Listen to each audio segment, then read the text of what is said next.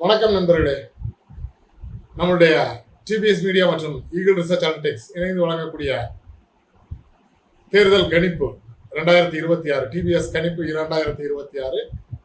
இதில் இன்று நாம் பார்க்க இருக்கக்கூடிய தொகுதி வந்து திருவள்ளூர் நாடாளுமன்ற தொகுதிக்கு உட்பட்ட பொன்னேரி தொகுதியை தான் வந்து பார்க்க போகிறோம். சென்னையின் ஒரு எக்ஸ்டெண்டட் தொகுதியாக இருக்கக்கூடியது. வடசென்னையோட அந்த எக்ஸ்டென்ஷன் அப்படின்னு சொல்லலாம். ஸோ அந்த கோஸ்டல் சைடுக்கு உண்டான அந்த டெவலப்மெண்ட்ஸ் வந்து இந்த தொகுதியில் அந்த கடற்கரைக்கு உண்டான டெவலப்மெண்ட் அப்படின்றத பார்க்க முடியுது. இங்கே இருக்கக்கூடிய மேஜர் ஜாதிகள், எந்தெந்த ஜாதிகள் வெற்றி விகிதத்தை தீர்மானிக்கக்கூடியது அப்படின்னு பார்க்கணும்னா, இங்கே நாயுடு, முதலியார், ஷெட்யூல் காஸ்ட் மற்றும் மீனவ இனத்தவர்கள் இவர்களுடைய எண்ணிக்கை வந்து சம அளவில் தன்னுடைய ஒரு தொகுதியின் வெற்றியை தீர்மானிக்கக்கூடிய ஒரு மேஜர் ஜாதிகளாக வந்து இங்கே பார்க்க முடியுது. அடுத்தது வந்து இங்கே இருக்கக்கூடிய தொழில் அப்படின்னு பார்க்கணும் அப்படின்னு சொன்னால், அது அந்த கடற்கரை சார்ந்து இருக்கக்கூடியதாலையும் சென்னையோட ஒரு எக்ஸ்டென்ஷனாக இருக்கக்கூடியதாலையும் இங்கே வந்து இண்டஸ்ட்ரியல் அந்த சிறு குறு தொழில்களும் மற்றும் ஓரளவுக்கு பெரிய நிறுவனங்களும் கம்பெனி தொழிற்சாலைகளும் இருக்கக்கூடிய ஒரு தொகுதியாக பார்க்க முடியுது. அதைத் தொடர்ந்து மீனவ மக்கள் அதிகம் வாழக்கூடிய பகுதி அப்படின்றதுனால அந்த மீன் சார்ந்த துறைகள் அந்த டெவலப்மெண்ட்ஸையும் வந்து இங்கே பார்க்க முடியுது. ஸோ இங்கே இருக்கக்கூடிய மொத்த வாக்காளர்களின் எண்ணிக்கை அப்படின்னு பார்க்கணும்னா 2,56,687. இங்கே வந்து விவசாயமும் ஒரு குறிப்பிட்ட அளவில் பண்ணக்கூடிய மக்கள் இருக்கக்கூடியதை பார்க்க முடியுது.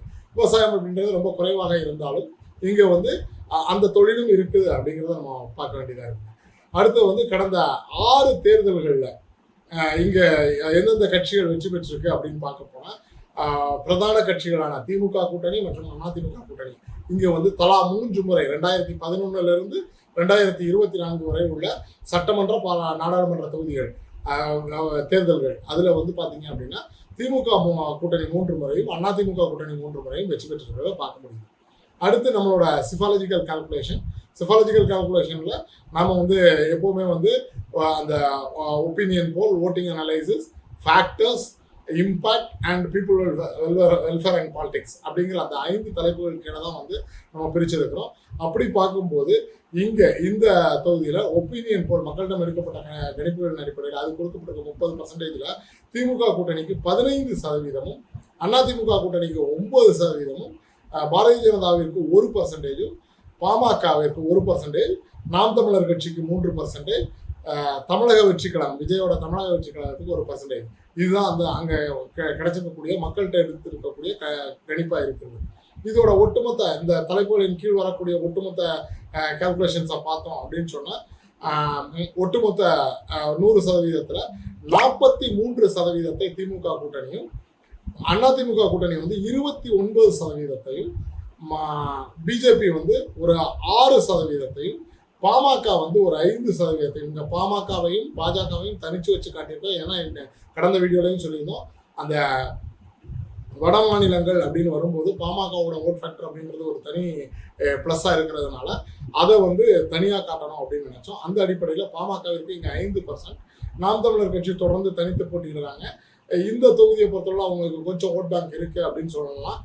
பொதுவாகவே வந்து நாம் தமிழர் கட்சிக்கு வந்து அந்த மீனவ கிராமங்கள் அந்த பகுதிகளில் வந்து மீனவர்களின் வாக்கு சதவீதம் கொஞ்சம் அதிகமாக இருக்கக்கூடிய தொகுதிகளில் அவர்களுடைய வாக்கு சதவீதம் கொஞ்சம் அதிகரிச்சிருக்கும். அந்த அடிப்படையில் நாம் தமிழர் கட்சிக்கு இந்த தொகுதியில் வந்து 8% வாக்குகள் கிடைக்கிறத பார்க்க முடியுது. அதில் அடுத்தது தமிழக வெற்றிக்கழகம் விஜய்க்குமே வந்து சென்னையோட எக்ஸ்டென்ஷன் அப்படின்றதுனால இங்கே வந்து விஜய்க்கும் ஒரு குறிப்பிட்ட அளவிலான வாக்கு சதவீதம் இருக்கிறத பார்க்க முடியுது. 7% வாக்குகளை விஜயின் தமிழக வெற்றிக்கழகம் பிடிக்கிறது. இங்கே போலாகக்கூடிய ஓட் பர்சன்டேஜ் அப்படின்னு பார்க்கணும் அப்படின்னா 78.5% வரை, அதாவது சென்னையோட எக்ஸ்டெண்டான தொகுதியாக இருந்தாலும் ஓரளவுக்கு ரிமோட் பிளேஸ் அப்படிங்கிற மாதிரியான அந்த இது வர்றதுனால இங்கே வந்து 78.5% வரை ஆவரேஜ் போலிங் பர்சன்டேஜ் இருக்கிறதா பார்க்க முடியுது. ஸோ அப்படி பார்க்கும்போது 2,14,008 வாக்குகள் இங்கே போலாகலாம் அப்படின்னு நம்ம கணிக்கிறோம். அதன் அடிப்படையில் பார்க்கணும் அப்படின்னா திமுகவிற்கு 92,024 வாக்குகள் கிடைக்கிற மாதிரி இருக்குது.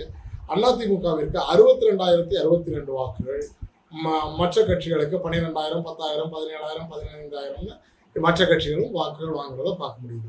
இப்போ இங்க இருக்கக்கூடிய அந்த வின்னிங் பர்சன்டேஜ் யாருக்கு அதிகமாக வரும் அப்படின்னு பார்க்க போனால், திமுக 43% கம்ஃபர்டபுளாக அங்கே வந்து முதலிடம் வைக்கிறத பார்க்க முடியுது.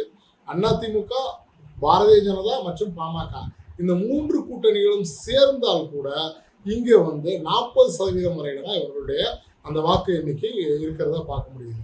அடுத்தது அதிமுகவும் பாமகவும் மட்டும் அந்த கூட்டணி அதிமுக கூட்டணி பிளஸ் பாமக இணைந்தால் இங்கு 34% மட்டுமே வெற்றி பெற முடியும், அப்படிங்கிற வாக்குகள் பெற முடியும் அப்படிங்கிறத பார்க்க முடியும்.